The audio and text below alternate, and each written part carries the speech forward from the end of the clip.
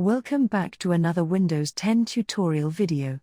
Today, I'll guide you through the process of opening a zipped or compressed file on your Windows 10 computer. Whether you've received a zip file from someone or downloaded it, I'll show you how to effortlessly extract the contents. Let's dive in.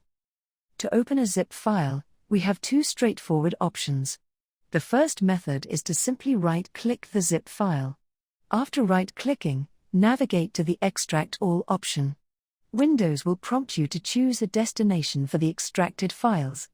Usually, the suggested location is just fine. Click Extract, and voila!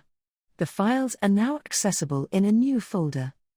If you prefer a different approach, our second option involves a quick double-click on the zip file. If prompted on how to open the file, select File Explorer and click OK.